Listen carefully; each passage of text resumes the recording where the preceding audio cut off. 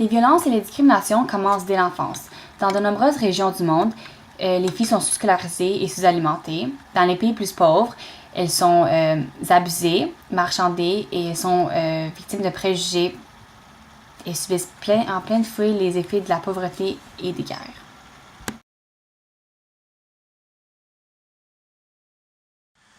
La répartition par sexe en naissance est grandement déséquilibrée en raison de nombreux infanticides de petites filles et surtout des avortements des fœtus féminins. Donner naissance d'une fille est considéré comme un poids qui n'apporte rien à la famille, puisque la fille va ensuite quitter ses parents pour aller enrichir un autre foyer. Pour éviter ces inconvénients, nombreux couples vivant de ce type de culture, ils choisissent s'ils le peuvent d'avoir un garçon à place d'une fille.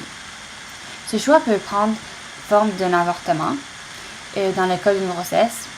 Si on peut déterminer le sexe de l'enfant, il y aura des infanticides à la naissance ou de négligence des filles au profit des garçons.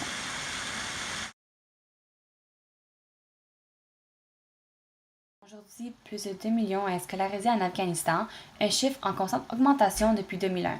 Avant la chute du régime des talibans, l'éducation n'était autorisée que pour les garçons.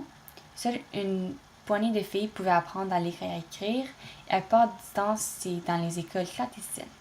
Près de 10 millions d'enfants n'ont pas accès à l'école, dont une large partie de filles. C'est l'avenir de l'Afghanistan qui se dispute chaque jour dans les écoles de jeunes filles de 1996 à 2001, quand les talibans étaient au pouvoir, à Kaboul et dans les principales villes du pays. Il est interdit aux fillettes d'aller à l'école et aux femmes de travailler ou de voter.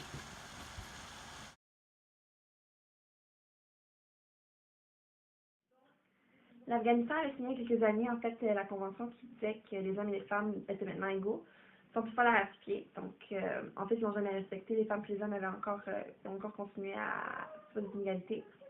Donc, ça commence souvent à un plus jeune âge. Donc, en fait, quand les femmes sont en fait des petites filles, sont encore des bébés, ils sont tués différents. Souvent, il y a un gros taux d'infanticide qui se passe là-bas. Donc, c'est vraiment facile. Ils mettent souvent un crèmerie dans la trachée ou des empoisonnés dans leur biberon, puis les bébés, ils meurent presque instantanément.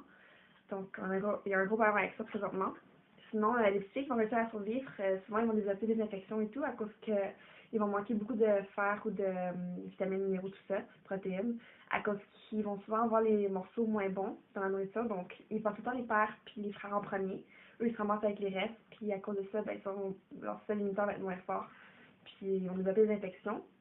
Puis, puisqu'en Afghanistan, c'est tellement des femmes qui peuvent guérir des femmes, puis que présentement, il y a un taux d'alphabétisation d'environ 90%. Les petites filles qui vont être malades, souvent, ne vont pas pouvoir accéder à des soins. Mais du coup, à cause qu'il n'y a pas beaucoup de médecins qui sont formés, des médecins femmes, donc beaucoup d'entre eux vont mourir à cause de ça. Puis c'est un gros problème qui se passe présentement.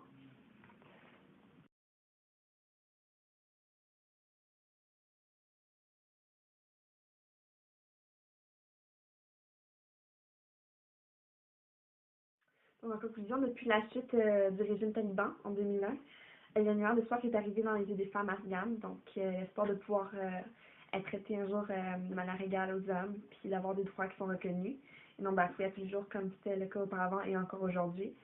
Donc, on espère que dans le futur, leurs droits sont enfin reconnus, puis qu'ils puissent vivre pleinement leur vie comme n'importe quel être humain devrait avoir le droit de le faire.